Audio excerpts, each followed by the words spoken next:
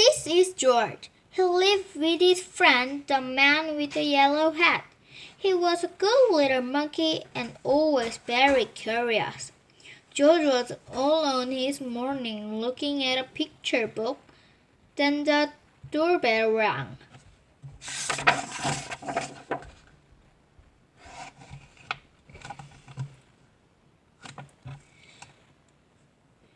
It was the mailman. "Here is a letter for you," he said. "Put it in your friend's desk.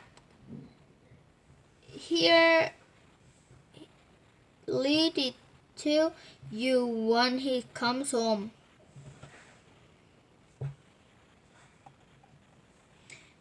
George was curious. He was not up when somebody warned him. Too bad he could not read the letter, but maybe he could work on himself. In the top drawer of the desk, turned the paper and ink in a fountain pen.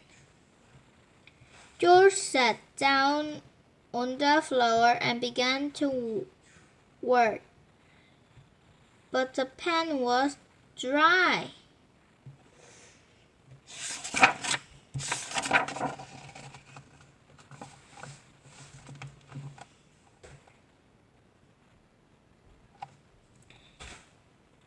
In neat ink, George would have to fill it. He got a funnel from the kitchen and started pouring ink.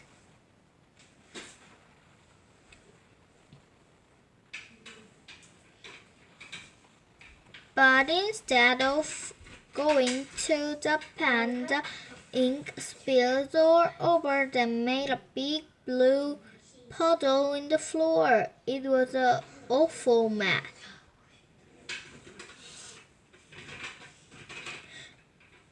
Quickly, George got the bottle from his desk, but there was no help.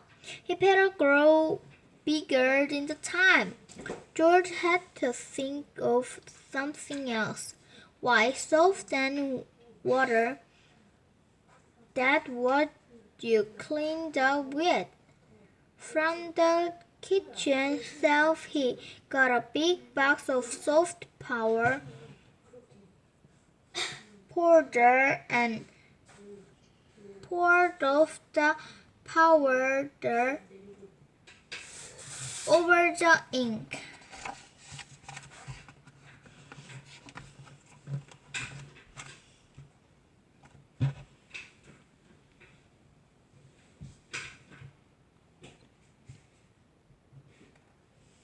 Then he filled the garden hose through the window, opened the tap, the strap worked in the powder.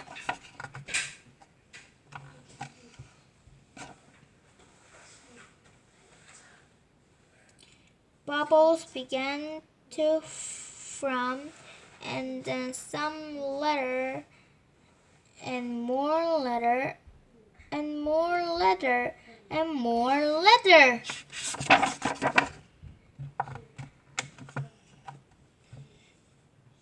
In no time, the whole room was full of letter, so full indeed that George had to accept in a hurry.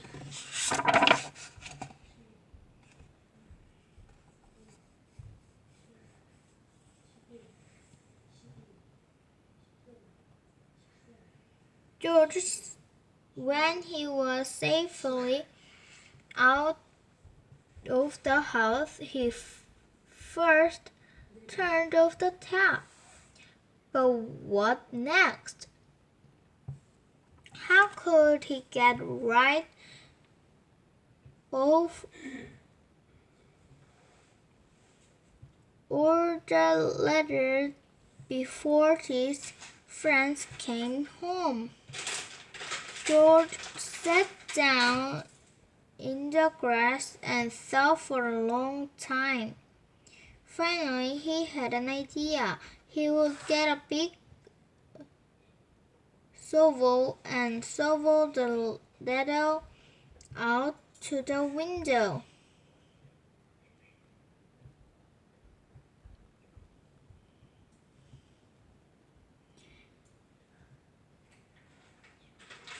But where was the ladder? While George had been outside thinking, it had all turned into the water. Now the room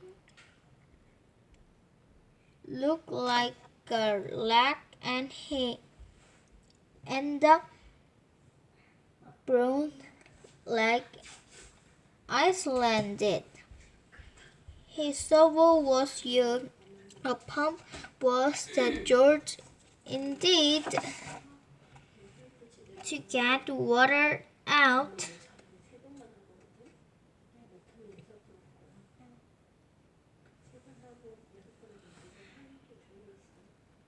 And he knows just where to find one. He has seen a portable pump out the farm down the road. The farmer was always looking in the fields. Nobody knows George when he got the pump out of the shed. It was heavy. He looked need help to pull all the way back to the house.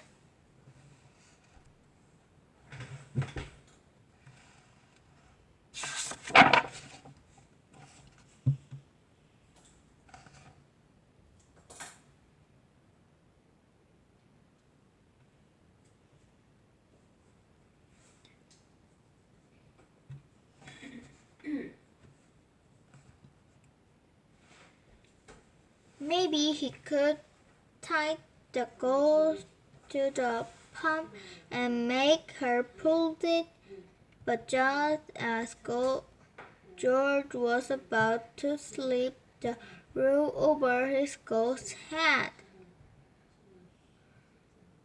he was headed through the air and landed near the pen full of pigs.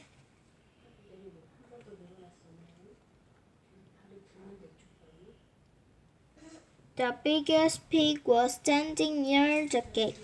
What if George opened the gate just enough to get him out? A big pig could also pull the small pump. Sorrowful George left the ledge, and before he knew it,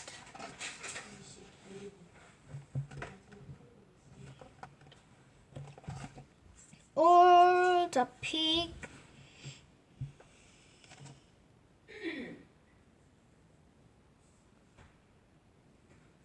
had burnt out of the pan, grunting and squealing and tiling to get away as fast as they could. George was delighted. He had never seen anything like it. For the moment, all his trouble was forgot.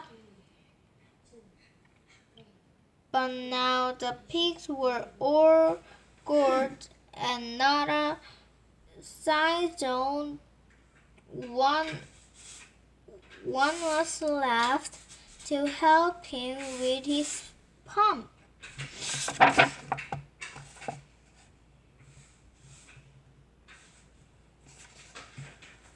Luckily, there was a cow grazing nearby. Cows were gentle and strong.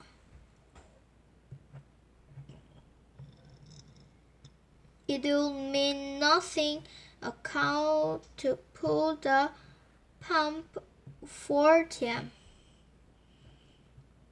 This time George was right. The cow didn't seem mean being tied to the pump. She even let him climb on her back. And off they went. George was glad. Now he could soon be home, bumped out the room, and everything will be right.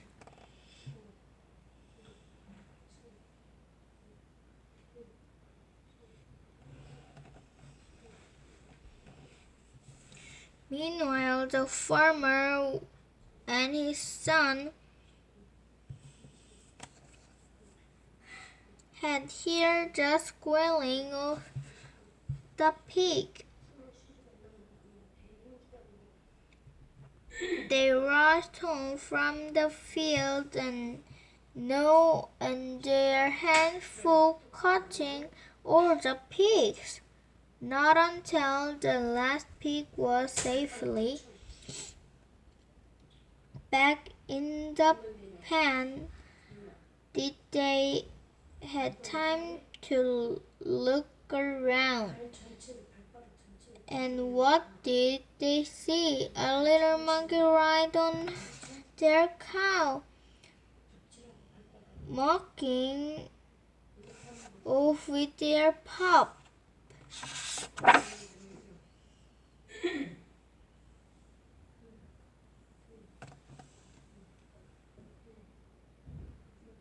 The chase was on. Jules and the cow were ahead at first, but the pup was slowly them down. The farmer was getting close and closer. Now they had almost caught up with them. But where was George? Where was George?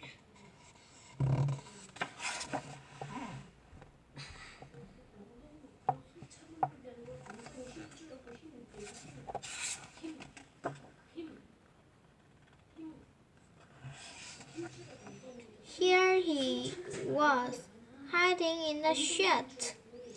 The farmer had run past him, but on their way home they had to came back over the same road. George did not feel safe in his hiding place. Just then a truck came rattling down the road.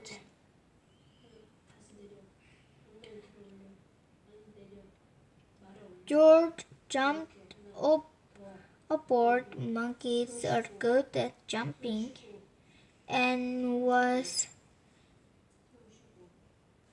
gone before the farmers had a chance to see him.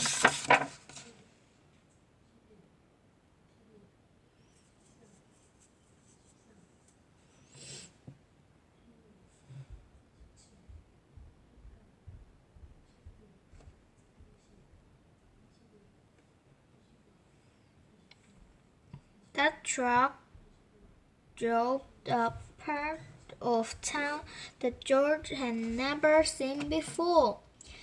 At last they stopped in front of a red building. It was a museum. George did not know what a museum was. He was curious. George the girls of Bessie reading his paper. George slipped inside. He walked up the steps and into a room full of sorts of animals. At first George was scared, but then he noticed that they did not move. They were not alive. They were stuffed animals put into the museum so that everybody could get a good look at them.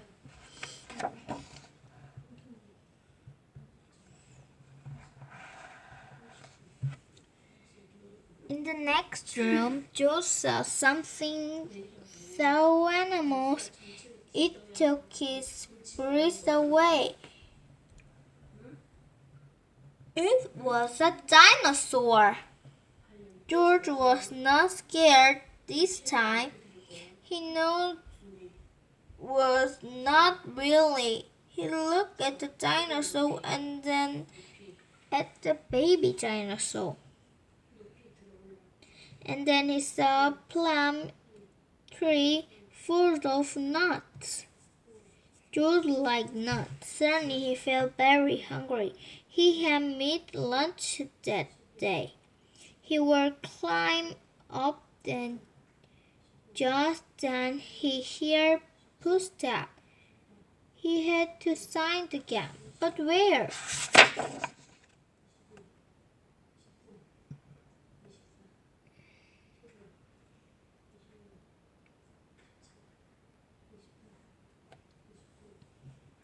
A family came to talk to the dinosaur. They paid no attention to the little monkey who was standing there. The monkey did not move. He stood his tail. They thought he just another stuffed animal.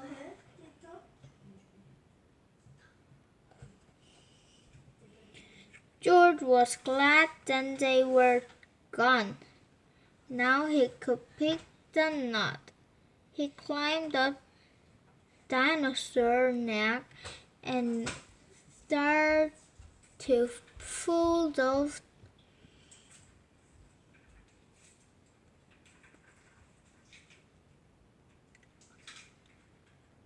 pulled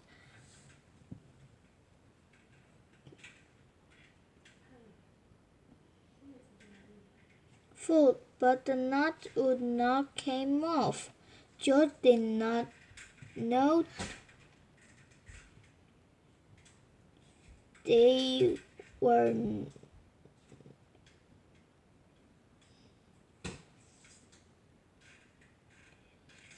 not really either. He pulled harder and harder. The tree began to sway.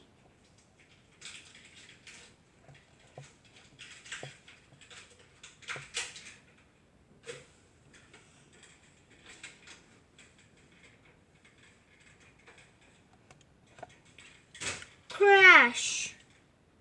Down came the tree to the dinosaur head.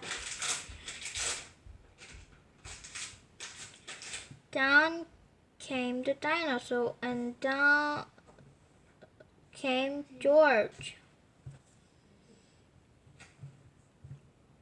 Gert came rushed in from all sides and underneath the fallen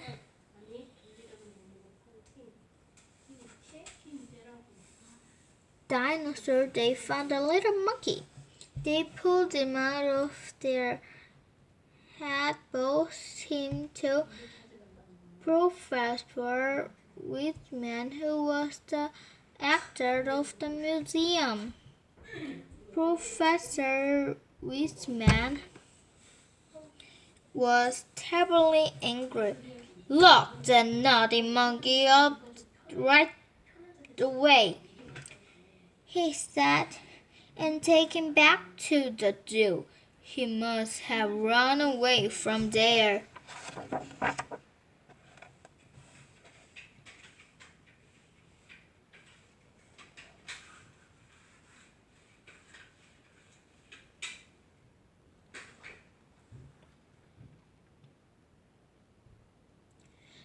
George was carried off his cage. He felt so handsome. Suddenly the door opened. "George!" somebody shouted. It was his friend, the man with the yellow hat. "It seems you got yourself in a lot of trouble today," she said.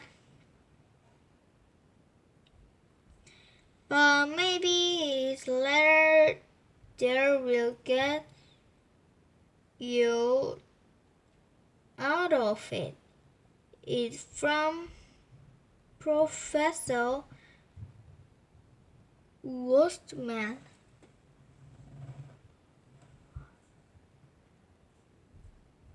He needs your help for an experiment. I found it on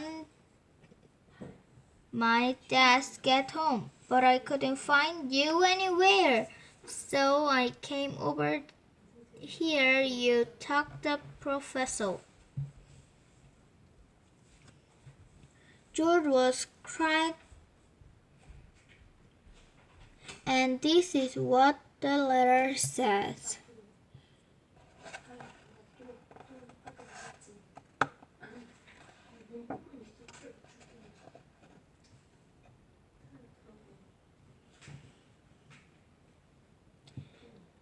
"So you are George," Professor Wyman said.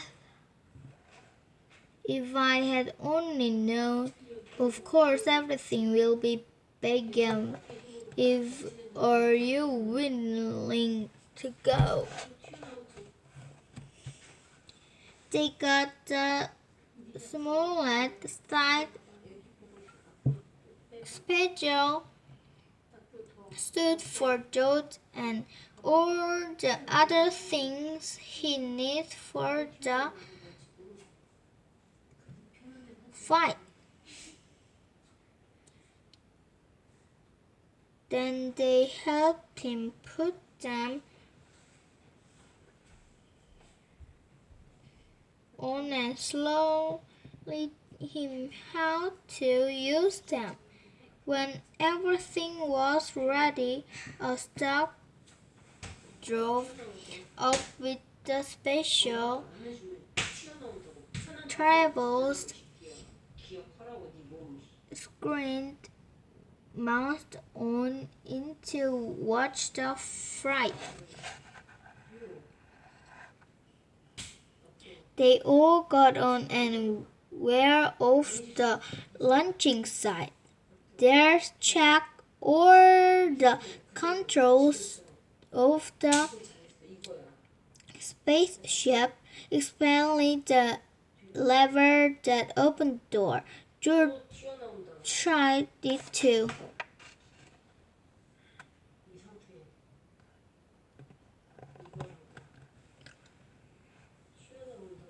The George moment had come. George waved goodbye and went aboard. The door was closed. Professor Usman began to count. 5, 4, 3, 2, 1, go! He pressed the button and the ship rose into the air slowly fast. And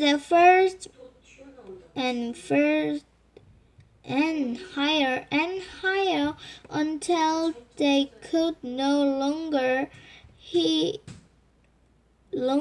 see it in the sky, but in the skyline. They saw George clearly all the time.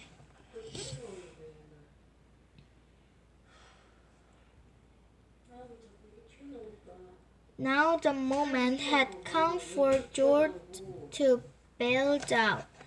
Professor Woodman pressed the dial. They watched the screen.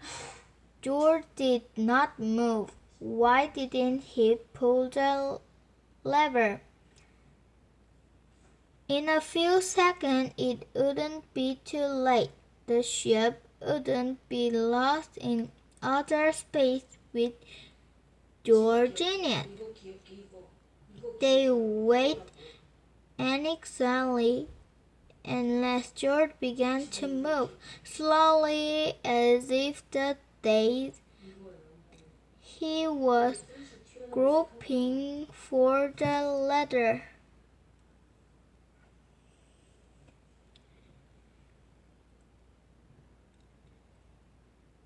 Would reach in time.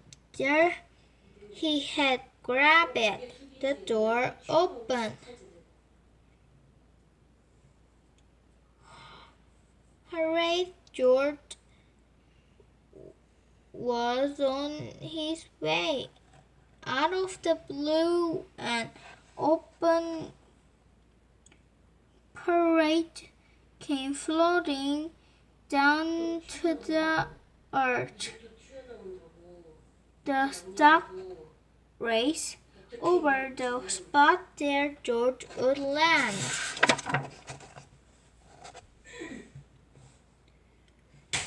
What a welcome for George! Professor Whitman hung a big golden medal round his neck. Be cute, he said. You were the first living being to come back to Earth from a space flight. And on the red matter it said, "No to George, the first space monkey." Then a new spaceman took his picture and everybody shouted and cheered, even the farmer and his son, and the kind woman from next door who had worked for hours to get the water out of the room. "I'm proud of you, George," said the man with the yellow hat.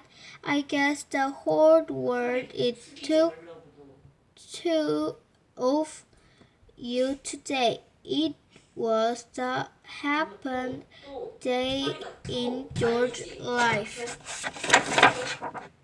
The end.